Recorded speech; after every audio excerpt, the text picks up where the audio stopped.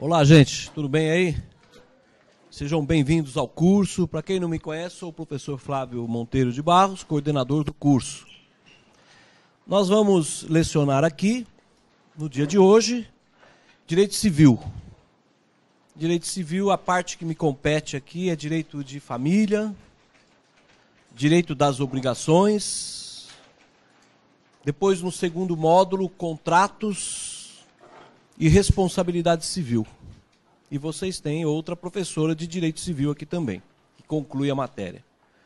Eu vou também lecionar aqui Direito Penal, parte geral, juntamente com outro professor, mas para não misturar, um dia eu vou lecionar civil, outro dia penal, tá? Então hoje vai ser dia de civil. Antes de eu iniciar, eu gostaria de falar um pouquinho sobre como estudar para concurso, né, que é importante. Passa-se em concurso estudando pouco, desde que use a cabeça. Porque o conhecimento, ele não é proporcional ao tempo de leitura. O conhecimento é proporcional ao tempo de estudo. Ao sujeito, o que ele faz? Ele lê 10 horas por dia. E o outro estuda 2 horas por dia. O que estuda 2 horas vai passar na frente daquele que lê 10 horas. Ler uma coisa, estudar é outra. Tá? Então tem que usar a cabeça. Principalmente quem tem pouco tempo, né? Porque o sujeito trabalha o dia inteiro e sobra para estudar, e às vezes fim de semana. Não é isso? Às vezes durante a semana não tem tempo nenhum para estudar. O ano passado, no intervalo de uma aula, desse curso anual mesmo, eu fui até a secretaria e uma ex-aluna tinha acabado de concluir o curso anual aqui. Ô, professor, tudo bem? Falei, tudo bem, e você? O que você está fazendo? Ah, professor, eu vim aqui trazer meu irmão para se matricular no curso, mas eu já sou defensora pública. Ah, pois é, legal. Você passou aonde? Paraná. Tá. Mas você acabou de terminar o anual? Ela tinha acabado de terminar o anual. Como que você estudou? Falei, professor, eu praticamente nem estudava. Porque eu trabalhava manhã e tarde e vinha para o curso à noite. E sábado e domingo? Sábado e domingo também não tinha tempo de trabalhar. Porque não tinha tempo de estudar, porque eu trabalhava sábado e domingo. Sim, sábado e domingo não. Então, resumindo, ela estudava de 15 em 15 dias. Então, vamos resumir a tua história. Então, você estudava de 15 em 15 dias. Isso. 15 em 15 dias é o que eu estudava. É o que me sobrava. Bom, e como que você estudava? Falou, professor, eu nunca abri um livro. Eu só estudei o caderno. Porque eu não tinha tempo para nada. Mas é uma pessoa que estudava com dificuldade, trabalhava, estudava. Né? E lendo o caderno, ela sentava sempre na primeira carteira, né? Aluna dedicada. Dela até, ela entrou na sala de aula, deu um depoimento, tinha até alguns alunos que a conheciam ainda. Né? Então, se vocês souberem tudo que é dado aqui em sala de aula, tudo que é dado no caderno, vocês vão passar, mas muito bem colocado. Você não precisa ficar, o que é que eu tenho que conhecer, o que eu tenho que saber? Você tem que saber o que tem no caderno. Esse é o primeiro passo. Porque se você não sabe o que tem no caderno, não adianta você querer ir para apostila e muito menos para livro. É tudo por etapas. Primeiro passo, caderno. Sabe o caderno? Sabe. Bom, se você souber o caderno, você vai passar. Ah, mas eu tenho sede de conhecimento, professor. Então tá bom. Então pega a apostila também. Você não vai precisar nem chegar no livro, porque as apostilas nossas aqui são excelentes. São 12 volumes. Cada volume tem em torno de 250 a 300 páginas. Então tem quase 4.000 páginas aí para estudar, quem quiser encarar as apostilas. E eu falo com segurança, não existe no Brasil material melhor. No Brasil, não tem. Não tem material melhor do que essas apostilas, do que os 12 volumes de apostilas. É um material, assim, absurdo. Extremamente completo. Tá? Só que para encarar a apostila, precisa ter mais que 5 horas por dia para os estudos. Por quê? Porque primeiro você vai ter que acompanhar o caderno. Acompanhar o caderno, isso é umas 2 horinhas por dia, 2, 3 horinhas por dia, você acompanha o caderno. Ou não pode, sábado e domingo você acompanha. Se for estudar só o caderno, sábado e domingo você consegue botar na cabeça só o caderno. Agora, quantas horas você tem por dia para estudar? Tenho 10 horas. Bom, daí é diferente. Tem 10 horas por dia, daí você vai pegar caderno, pega apostila, pega uns livros aí também. Daí é outra realidade. Mas cada um tem que trabalhar a sua realidade.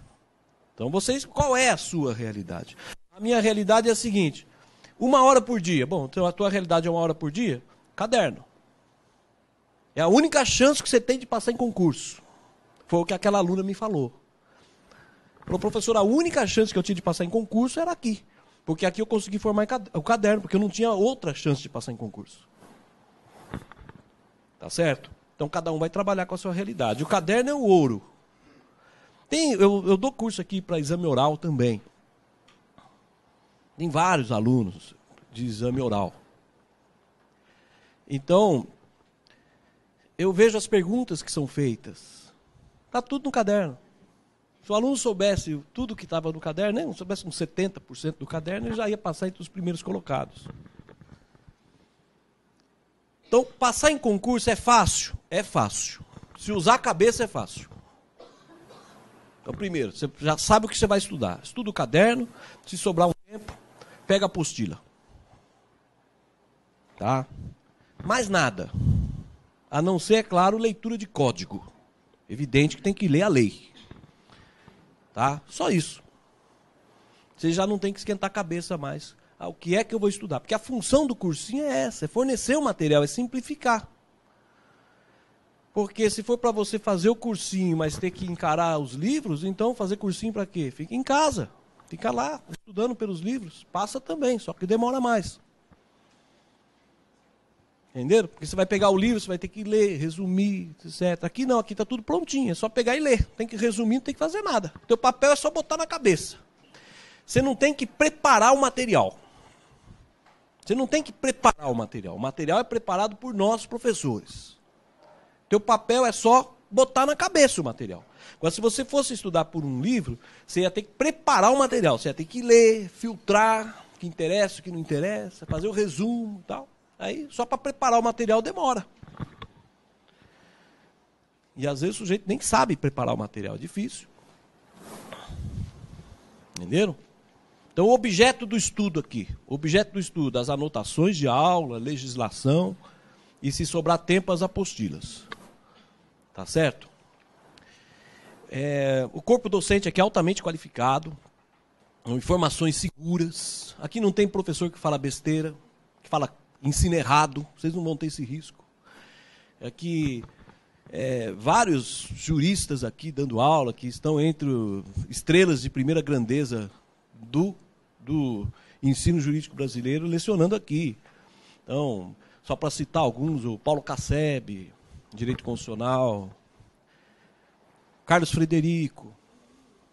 Carlos Frederico é, na minha opinião, o maior processualista penal do Brasil.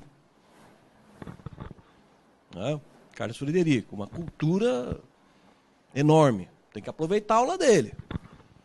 Porque professor do nível dele não é fácil, não. Então aproveitem, vocês vão aprender a falar latim, para não pronunciar errado, né? Passar vergonha na banca, às vezes é reprovado. Né? Às vezes é reprovado. Por causa de besteira. Uma pronúncia errada. Então aproveita as aulas. Tá? Forma de estudo, procure estudar as aulas do dia. Para quem tem tempo. Você teve aula na segunda? Terça-feira, estuda as aulas da segunda. Quarta-feira, as aulas da terça. Quinta, as aulas da sexta. No sábado, você estuda as aulas da sexta-feira. Assim por diante. Procure estudar a aula o mais rápido possível. Não deixe um intervalo muito grande. Se você assistiu a aula hoje, se você estudar essa aula amanhã, vai ficar fácil.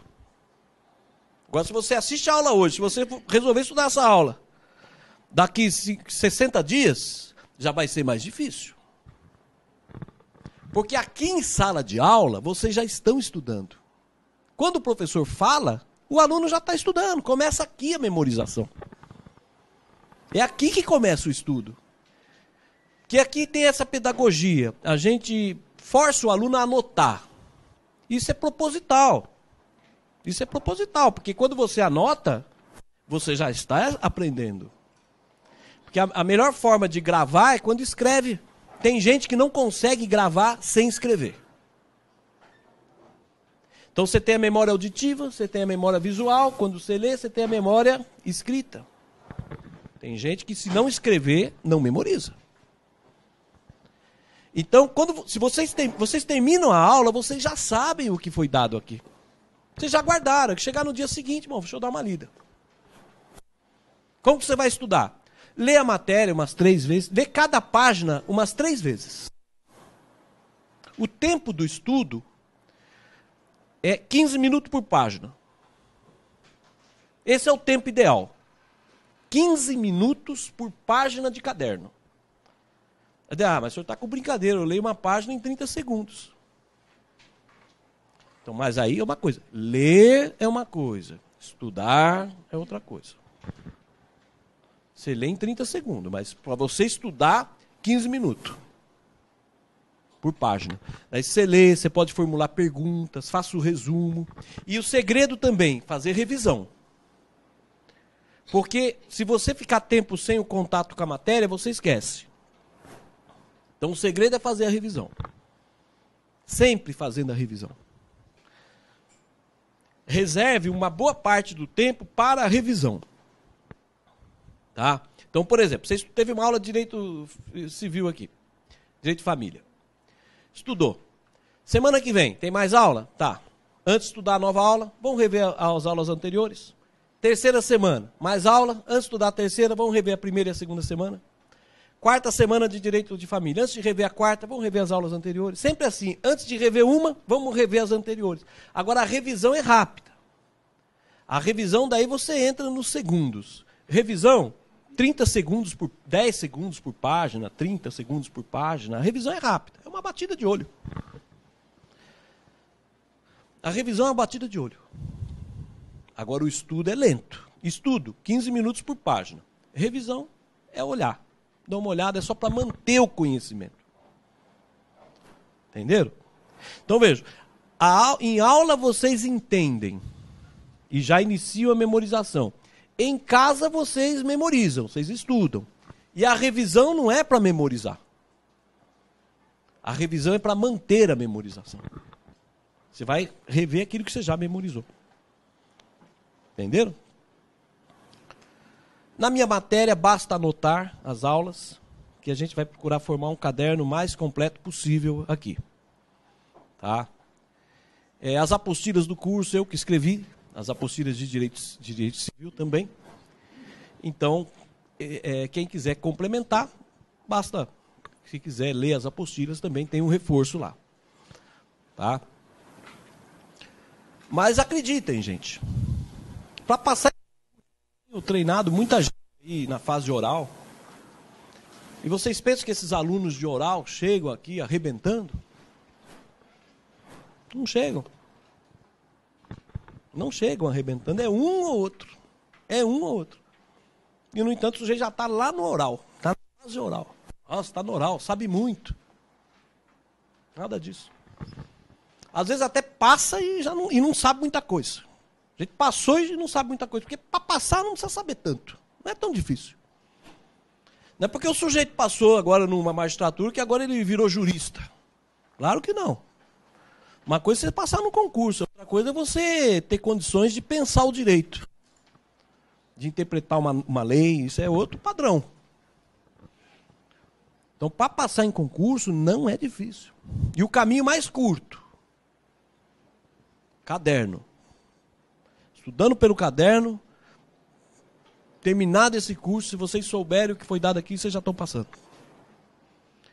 E tem vários concursos, não é só magistratura, Ministério Público, Defensoria Pública, que são os concursos de ponta, vamos dizer assim, os mais difíceis, né? Tem concursos mais simples. Por exemplo, procuradorias do Estado, procuradorias federais, procuradorias municipais, procuradorias de autarquias. São concursos muito mais fáceis. E com um salário bom.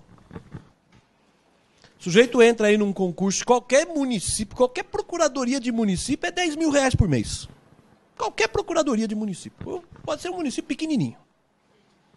10 mil ele tira. Por mês. E esses são concursos simples, fáceis de passar nisso aí. Procuradoria de município, procuradoria de Câmara, dos vereadores, de diversas cidades que tem. Entenderam?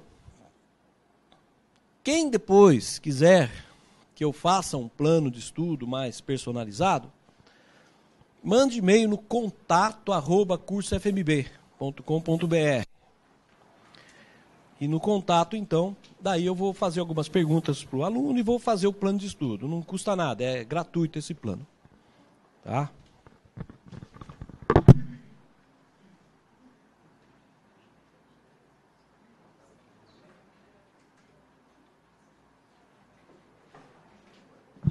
Bom, alguma dúvida? Então vamos começar então o nosso direito de família, tá? Vamos lá.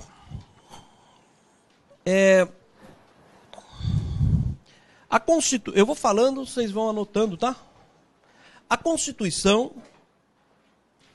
prevê como família. Em primeiro lugar aí, o casamento. Tá certo? Seria a família matrimonial. Casamento seria a família matrimonial. Então, primeira família que a Constituição prevê. Casamento. Segunda família que a Constituição prevê, união estável. União estável é, entre parênteses, família informal. Então, às vezes não perguntam o que é união estável, né? Às vezes perguntam o que é família informal. Ou às vezes vem com outro termo ainda para complicar um pouco mais. Usucapião de direito de família.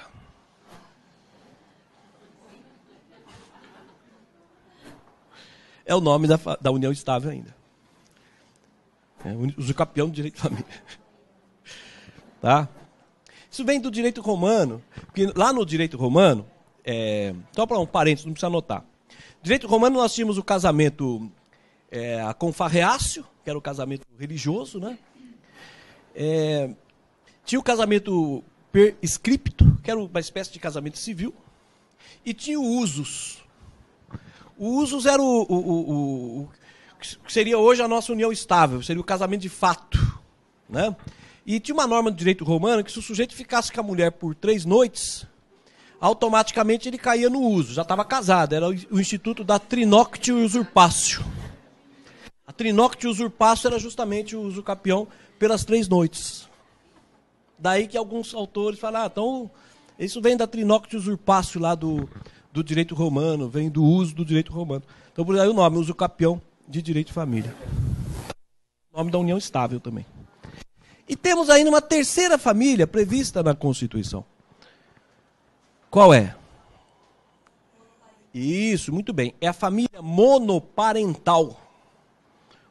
Ou linear. Monoparental ou unilinear. Unilinear. O que é essa família monoparental ou unilinear? Vamos lá. É a comunidade em que vive qualquer dos pais e seus descendentes.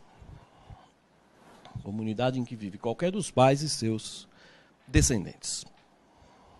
Muito bem. Então a Constituição prevê 3 espécies de família apenas, né? O casamento, a união estável e a família monoparental. O que, de uma certa forma, apesar dessa timidez constitucional de prever apenas 3 famílias, foi um avanço. Porque a Constituição anterior dizia que a família era só casamento. Na Constituição anterior, união estável não era família. Só o casamento que era família na Constituição anterior. Então, a nova Constituição, de 88, já não é tão nova assim, né? Ficando até velha já, né? 3 espécies de família. Aí, vamos lá. Este rol é exemplificativo. Este rol é exemplificativo. Tá? Pois o STF também admitiu como família a união homoafetiva, isto é, de pessoas do mesmo sexo. Tá? A união homoafetiva, isto é, de pessoas do mesmo sexo. Com base no princípio da isonomia, da dignidade da pessoa humana e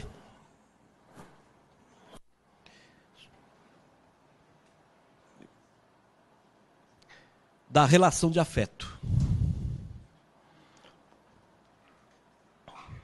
Então, essa união homoafetiva, pessoas do mesmo sexo, esse caso foi parar no STF, teve um julgamento histórico. Então, hoje, a união homoafetiva é considerada família. E aplica-se, vamos colocar, é regida essa união, por analogia, pelas mesmas normas da união estável. Pelas mesmas normas da união estável. Então, a consequência de ser família, alguns efeitos práticos disso. Vamos lá, efeitos. Primeiro, as ações são em vara de família e não em vara civil. As ações são em vara de família e não em vara civil.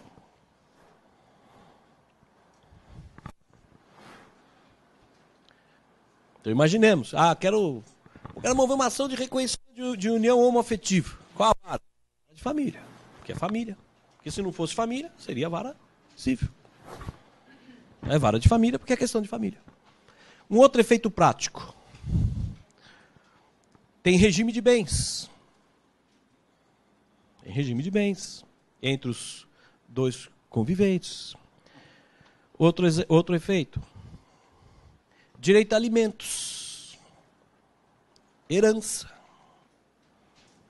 Direito a alimentos. Herança. O que mais? Dependência previdenciária. Dependência previdenciária.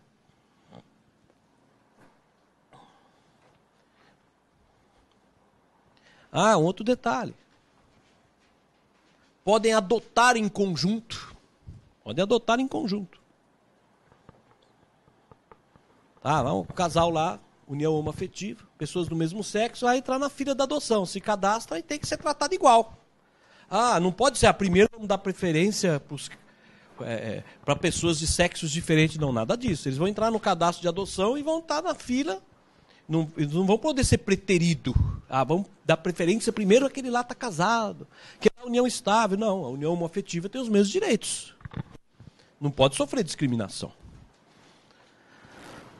Aqui em São Paulo teve já um julgado, sujeito que era sócio de um clube aqui, e o cônjuge tinha o direito, companheiro tinha o direito de participar também.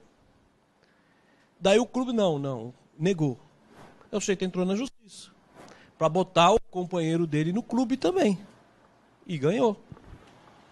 Se o cônjuge tem, o companheiro tem, por que na união homoafetiva também não vai ter? Entenderam? Então segue as mesmas regras da união estável. Só que um detalhe também. É possível também, anotem aí, é possível também casamento de pessoas do mesmo sexo. Aí já pacificou também. É um outro efeito, é possível casamento. Quem vive em união estável não pode casar? Pode. Quem vive em união homoafetiva também pode casar. Direitos iguais. Resumindo, a união homoafetiva gera os mesmos direitos. Gera os mesmos direitos. Então vamos lá. A união homoafetiva gera os mesmos direitos da união estável. Logo, eles podem se casar. Se aplica os impedimentos, né? 2 irmãos, por exemplo. Ou também não vai poder ter união, a nora ter união homoafetiva com a sogra. Não pode, tem impedimento para casar. Tem também. Bom, entenderam isso, gente? As formas de constituição de família, então, temos aí casamento, união estável, família monoparental, união homoafetiva, tá certo? Vamos lá. Anotem aí. A lei 11.240 de 2006, entre parênteses, Lei Maria da Penha, famosa Lei Maria da Penha. A Lei 11.240 de 2006 considera a família qualquer relação de convivência em que há afeto. Qualquer relação de convivência em que há afeto.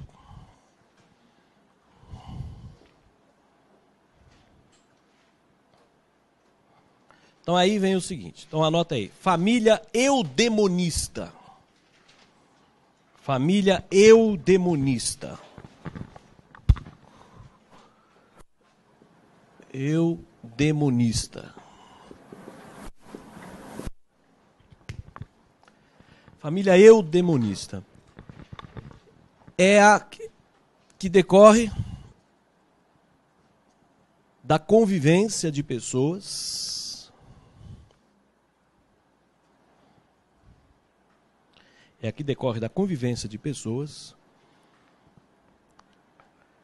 que têm laços afetivos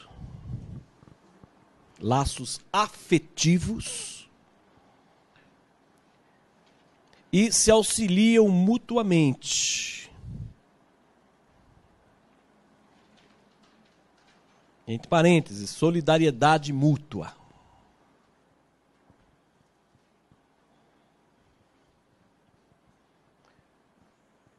Vírgula.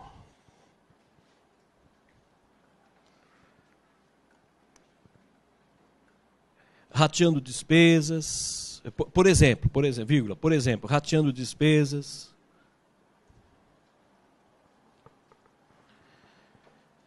E compartilhando de alegrias e tristezas. Compartilhando de alegria e tristezas.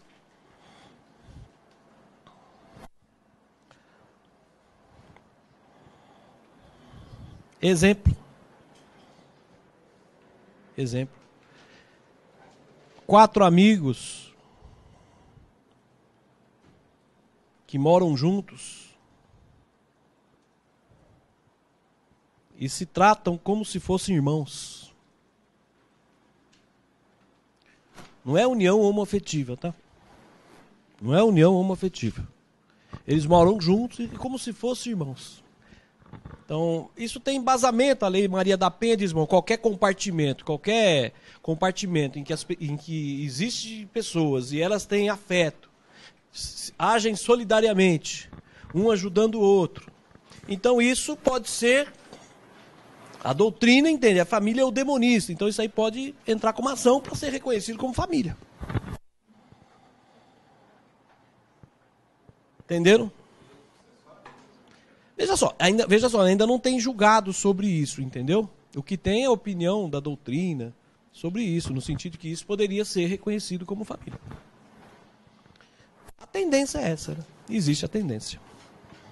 Entenderam? Outra família, família anaparental. Família anaparental. Ana é um prefixo grego que significa privação, né? É família sem pais, família anaparental. Vamos lá. É a família sem pais. Sem pais.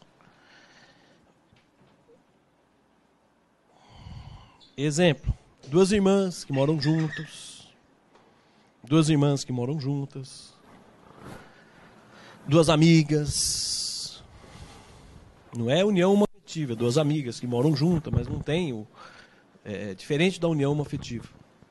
As amigas, ficou viúvo e foi morar junto com a cunhada. Essa família anaparental, que seria uma comunidade em que vive duas pessoas. Entenderam? Há julgados, podemos colocar o seguinte: o STJ já reconheceu que isso é família, considerando o imóvel impenhorável. Considerando o imóvel impenhorável, isto é, bem de família. O STJ reconheceu que é família, considerando o imóvel impenhorável.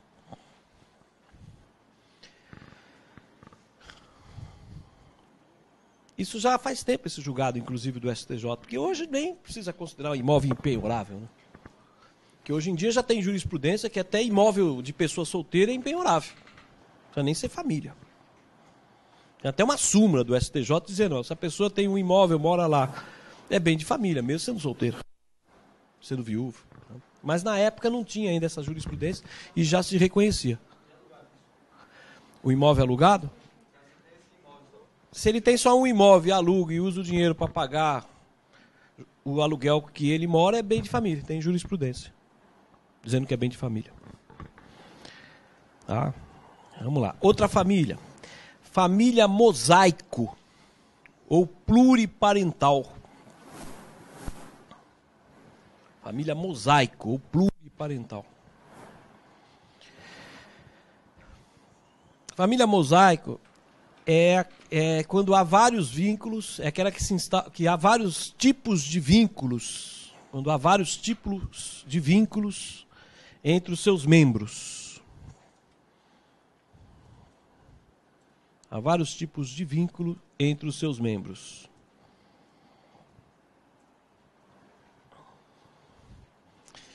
Mosaico é aquele azulejo português, tudo colorido, né? Por isso que a família mosaico, ou pluriparental, que há vários tipos de vínculos entre os seus membros. Então, exemplo. Divorciado com filhos. Casa-se ou vive em união estável com uma viúva com filhos.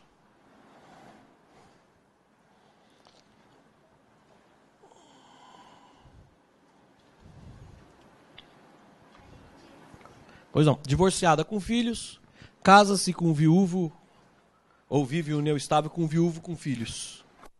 Então aí tem vários tipos de vínculos. Então vamos colocar.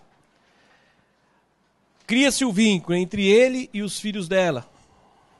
E entre ela e os filhos dele. Então cria-se vínculo entre ele e os filhos dela, entre ela e os filhos dele. Então por isso que se diz família mosaico, que há vários tipos de vínculo. Que ele passa a ser padrasto dos filhos dela, ela passa a ser madrasta dos filhos deles. E entre os dois também existe o vínculo, porque ou são cônjuges ou são companheiros. Então tem vários vínculos. Então usa esse nome, família mosaico ou pluriparental.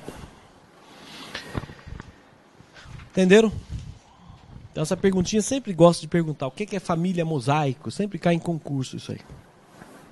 Tá? Entenderam o que é a família mosaico?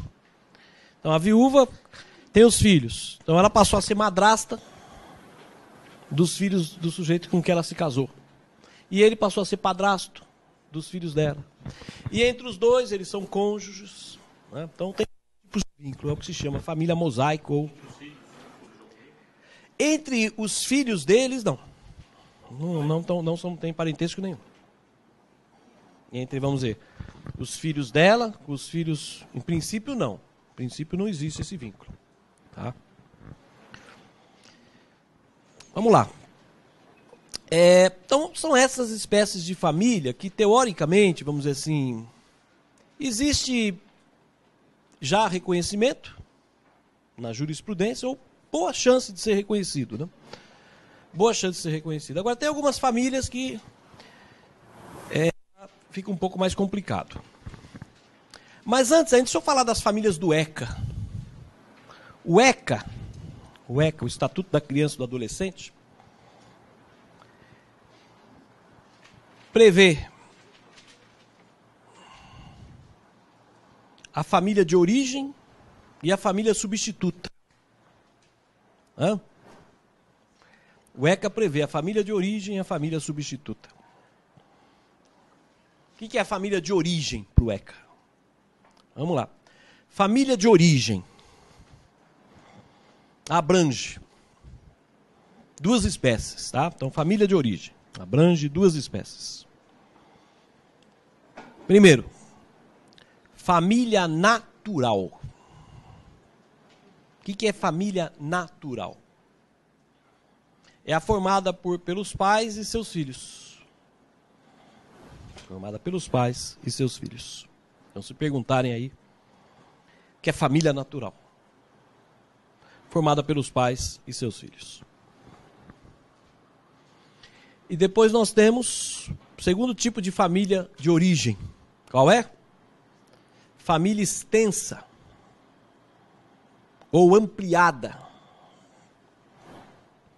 A família extensa ou ampliada é a representada pela convivência da criança ou adolescente com parentes próximos na mesma residência. Resumindo, é a convivência da criança ou do adolescente com avós, tios ou irmãos maiores. Nesse caso, a guarda chama-se guarda parental e deve ser concedida pelo juiz. Porém, esta guarda não é família substituta. É uma guarda, mas não é propriamente uma forma de colocação de família substituta. Evidente que outras guardas caracterizam como família substituta. Esta não. Só uma observação, a guarda dos pais em relação aos filhos menores chama-se guarda natural ou legal, pois decorre da lei.